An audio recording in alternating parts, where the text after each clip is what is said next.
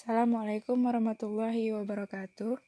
Kami dari kelompok 3 yang beranggotakan 7 orang, yaitu Andi Muhammad Fadil Masun, Bayu Maulana, Qin Liung, Muhammad Farul Ramadan, Pascal Tangkin Caradas, Renggi Reski Pratama, dan Scorini Rasana.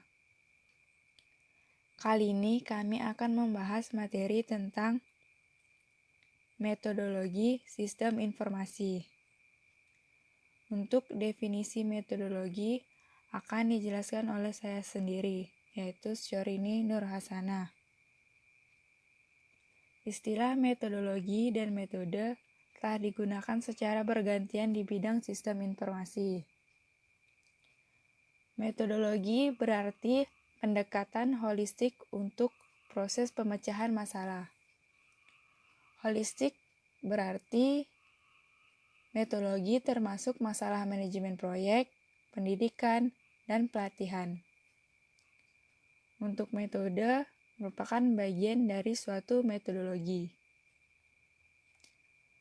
Metodologi menurut Leitinen dapat didefinisikan sebagai kumpulan konsep, kepercayaan, nilai, dan prinsip normatif yang didukung oleh sumber daya material.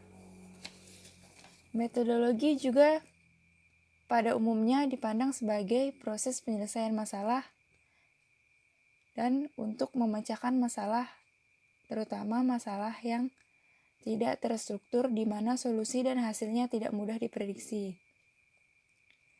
Metodologi berisi serangkaian praktik yang sesuai dengan keadaan khusus dan biasanya mengikuti siklus hidup yang bertujuan pada proses solusi yang efektif dan memastikan hasil yang berkualitas.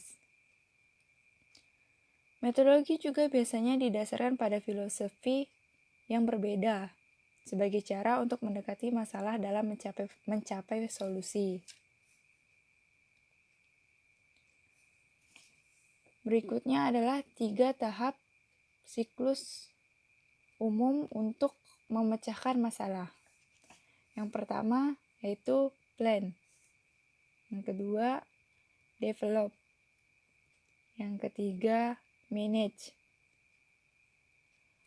Plan merupakan rencana.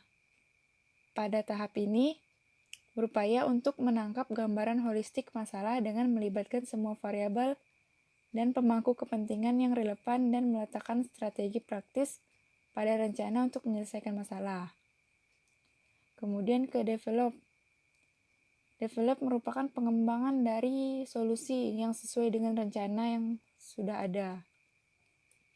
Kemudian manage. Diterapkan solusi yang dikembangkan dan memantau nilai dan menilai hasilnya. 3 tahap umum ini merupakan dasar dari sebagian besar metodologi.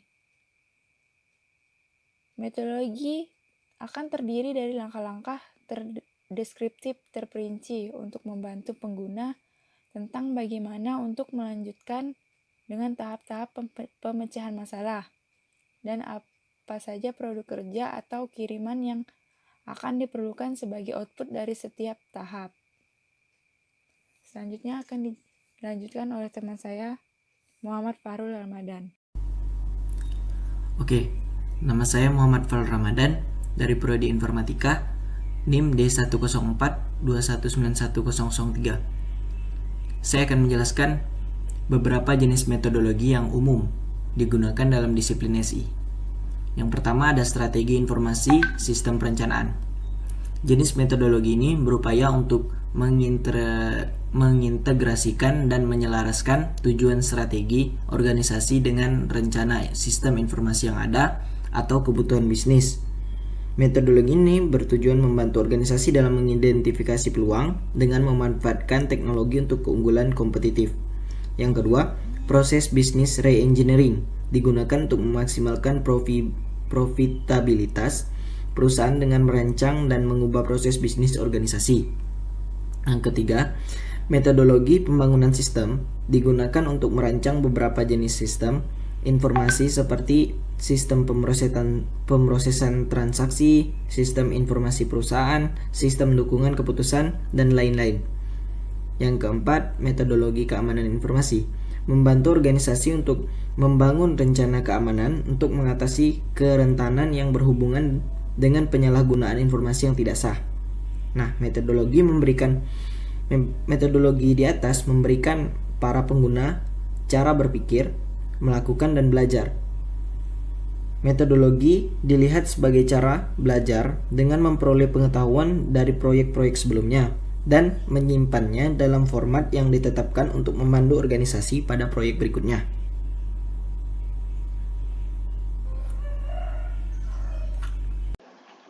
Perkenalkan, nama saya Kin Leong dengan NIM D10421910005.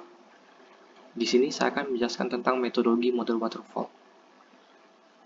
Nah, metodologi ini adalah metodologi tertua dan paling dikenal yang digunakan dalam pengembangan sistem informasi.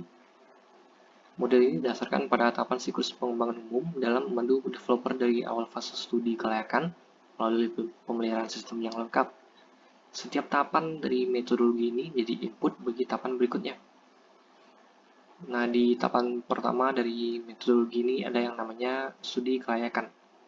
Nah, yaitu untuk mempelajari sistem yang ada, untuk memberikan pemahaman yang jelas tentang masalah dan untuk menentukan tujuan dari suatu proyek. Tahapan berikutnya ada yang namanya analisis sistem, itu untuk menganalisis informasi pengguna akhir dan menentukan segala kekurangan dari sistem yang ada.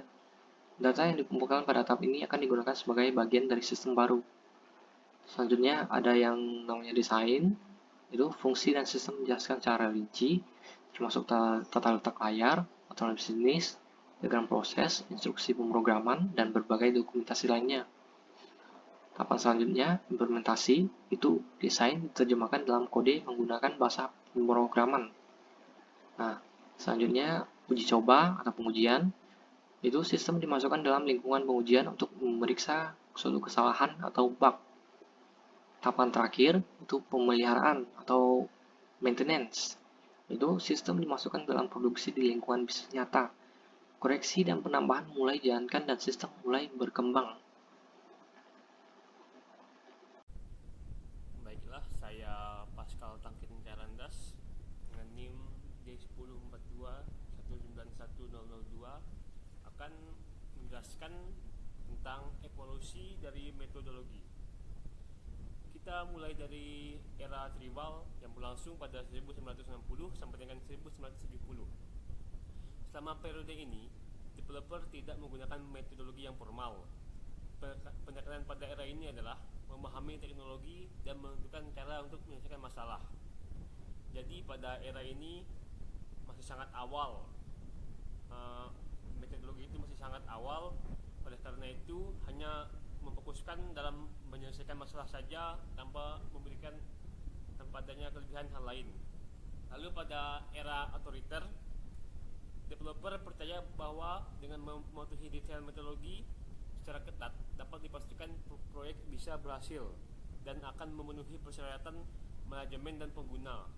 Metodologi di era ini dipandang kurang komprehensif dan fleksibel dikarenakan pada era ini hanya mengandalkan metodologi itu, jadi bisa dibilang masih kaku dan memang benar belum fleksibel. Lalu pada era demokrasi yang berlangsung pada 1990 sampai pada saat ini, metodologi di era ini menghasilkan teknik pemodelan bisnis yang lebih baik yang dapat digambarkan sebagai partisipasif atau sosioteknik, sistemik atau holistik, dan berorientasi bisnis, yaitu penyelesaian SI dengan sasaran strategi bisnis. Itulah itu penjelasan saya dari evolusi. Selanjutnya perbandingan metodologi keras hard ke yang lebih lembut atau soft. Kita mulai dari hard metodologi. Digunakan untuk memecahkan masalah yang terdefinisi dengan baik. Masalah sederhana dan solusinya diketahui. Lalu fokus pada perspektif teknis dalam hal penyelesaian masalah dan mengendalikan proyek. Pendekatannya berbasis rasional dan ilmiah. Fokus pada akhir, meraih solusi bersama dengan waktu terpendek. Jadi pada metodologi ini dia lebih ke masalah yang sederhana dan mencari cara agar selesai dengan rute terpendek atau solusi paling sederhana. Lalu pada SOP metodologi digunakan untuk memecahkan masalah yang tidak terstruktur, masalah dunia yang sangat kompleks, ambigu dan membutuhkan solusi baru. Konstruktivisme sosial, humanistik, pandangan orang penting dan solusi bersama dibangun. Fokusnya adalah pada proses untuk mendorong pembangunan pengetahuan melalui berbagai pandangan dan pemikiran kreatif. Jadi pada sub metodologi ini sangat cocok untuk diterapkan pada pembelajaran karena fokusnya adalah proses untuk mendorong pembangunan pengetahuan. Jadi sangat cocok digunakan jika kita ingin lebih tahu. Mungkin hanya inilah penjelasan dari saya. Selanjutnya saya serahkan kepada Bang Andi. Assalamualaikum warahmatullahi wabarakatuh. Saya Andi Muhammad Fadil dengan NIM D104 2181023. Saya akan menjelaskan tentang struktur metodologi. Struktur metodologi terbagi atas 3, yaitu prinsip, proses, layanan. Prinsip, aturan, panduan, standar, dan keyakinan metodologi. Koleksi ini prinsip-prinsip membentuk filosofi dan tujuan metodologi. Proses, menyampaikan prinsip dalam bentuk tahapan, langkah, dan tugas. Proses ini menjelaskan prinsip-prinsip, berisikan saran dan rekomendasi tentang bagaimana melanjutkan dan menyelesaikan kiriman menggunakan teknik yang berbeda. Layanan dapat mencangkup format yang berbeda. Mereka dapat mencangkup dokumen secara rinci untuk menjelaskan proses dan prinsip yang diungkapkan oleh contoh-contoh praktis, studi kasus, ilustrasi, template, panduan, dokumentasi, dan lain-lain. Memilih metodologi. Sebelum memilih metodologi, Anda perlu mempertimbangkan pernyataan berikut. Saat memilih metodologi, pilih satu di antara metodologi yang sudah terbukti.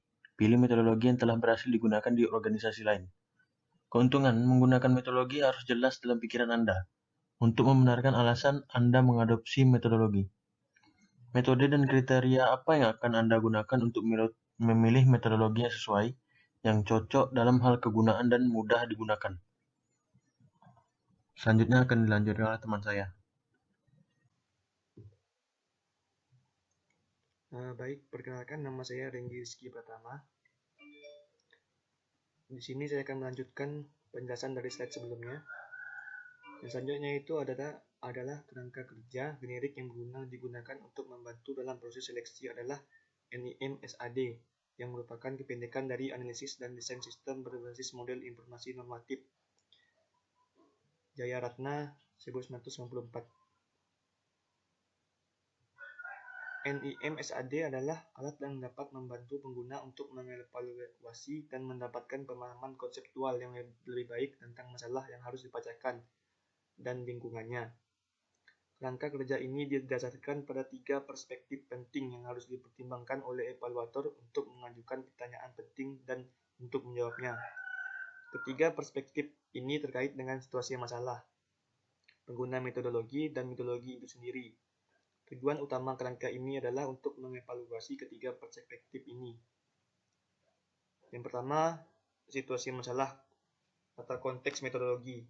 Untuk mendapatkan pemahaman tentang konteks masalah, pemecah masalah harus lebih dahulu mengembangkan pemahaman tentang organisasi. Organisasi dapat dipahami dengan memeriksa komponen utamanya, seperti orang, proses, teknologi, informasi, aliran material, dan struktur. Yang kedua adalah pemecahan masalah yang dituju atau pengguna metodologi. Seorang individu atau kelompok orang bertanggung jawab atas perumusan masalah dan tindakan yang harus diambil untuk mencapai solusi. Pemecah masalah bisa menjadikan konsultan, analisis, dan lain-lain.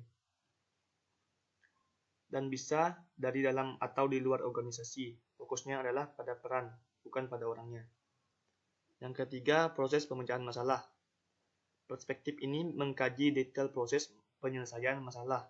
Proses ini memiliki 3 fase utama: perumusan masalah, desain solusi, dan implementasi desain.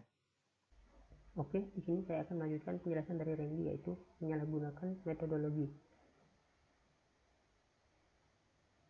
Berbagai cara pengguna menyalahgunakan metodologi pengembangan sistem. 1. Pengguna menggunakan metodologi sebagai penutup dan tidak mengikuti prinsip dan pedoman metodologi karena beberapa alasan. 2. Ikuti metodologi yang mereka pelajari sebelumnya dari manajer mereka sebelumnya dan melanjutkan menggunakan metodologi secara membabi buta tanpa mempertanyakan manfaatnya. Yang ketiga, pengguna salah menafsirkan prinsip-prinsip metodologi yang sesuai dengan kebutuhan dan keinginan pribadi mereka. Dan ini menyebabkan penyimpangan dari prinsip-prinsip yang dimaksud yang pada akhirnya dapat menyebabkan pengguna untuk meninggalkan metodologi. Yang keempat, beberapa praktis 60% tidak sepenuhnya memahami prinsip-prinsip metodologi dan mereka berakhir dengan penggunaan parsial. Oke, mungkin segitu saja dari kelompok kami. Kurang lebihnya saya ucapkan mohon maaf, dan jika ada kesalahan kata saya juga mengucapkan mohon maaf. Wassalamualaikum warahmatullahi wabarakatuh.